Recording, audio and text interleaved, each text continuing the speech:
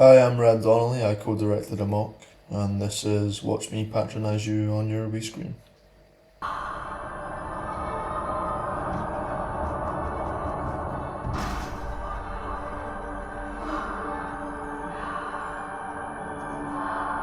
Okay, for today's analysis I have selected a short minute-long excerpt from the interrogation scene in Longlegs by Osgood Perkins. I chose this film because it was the direct inspiration for my group's specialisation film, AMOK.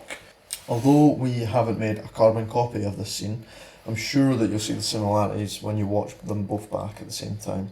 I was in charge of most of the composition as co-director, so I created the storyboard and shot list, and this was a great point of reference for my cinematographer and actors when we were on the set. Now, before I start, there are three main things I want to talk about over the course of this analysis. Firstly, framing, secondly, editing, and last but not least, sound design. Let me just mention one last time, this is only a minute long excerpt, so it may seem a bit odd as a standalone scene, but this is definitely the most comparable part of Longlegs to our specialisation film.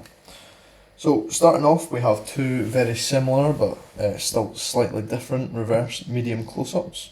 Nicolas Cage's character is framed at eye level in proportion with the room, his background is symmetrical, and it doesn't particularly draw your attention away from the subject.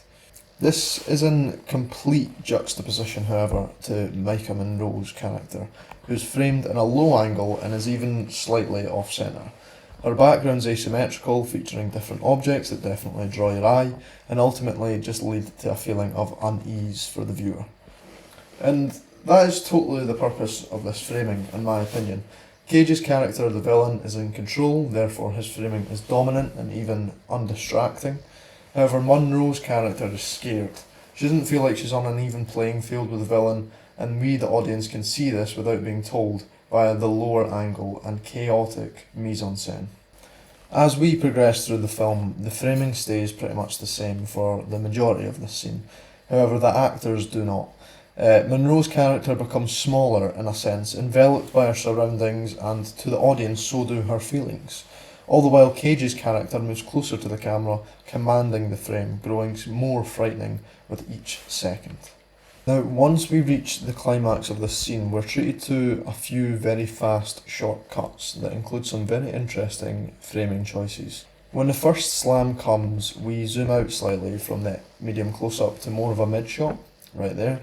Now, regardless of whether this is done for the purpose of substituting a stunt double or for purely dramatic effect, it certainly adds to the scene. These short, sharp cuts reflect the character's feelings in the scene, chaos, fright and confusion. The longer these slams go on, the more shots we're indulged with. A side-on close-up, an overhead shot, a wide shot, a new mid-shot which morphs into a reverse dolly zoom, and so too does the side-on close-up you see right now. These shots all just add to everything I've already mentioned, making Monroe's character feel smaller and Cage's scarier, more chaos and more confusion. Now, the editing is obviously the driving factor in this, keeping the focus on Monroe's character reaction rather than the actual action makes the short peeks at what's happening that little bit more terrifying.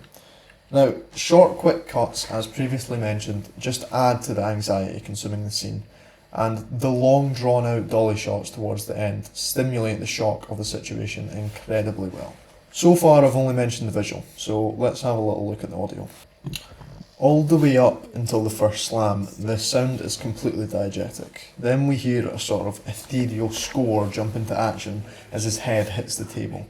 The music isn't overpowering and we can still hear the loudest sounds in the room that are diegetic, but it for sure adds to the significance of this moment. It relates to the dialogue masterfully and also emphasises the point of his actions. Once he stops slamming his head on the table, the sound design again shows us Monroe's character's feelings of shock. The ringing, warbled voices and the distant echoes coming through the fading score is a really effective use of simple sound design to reflect a singular character. This isn't a POV shot or a voiceover saying "this is how I'm feeling."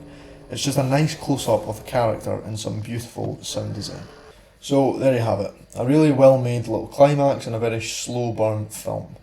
All of what I've mentioned in this analysis is what we as a group intend to utilise in our specialisation film, and I think, to be honest with you, we've done a no bad job at it. We might not be as good as Osgood Perkins, obviously, but we have certainly implemented all these elements with intention, and what more can you ask for from a couple of lowly first-year filmmakers?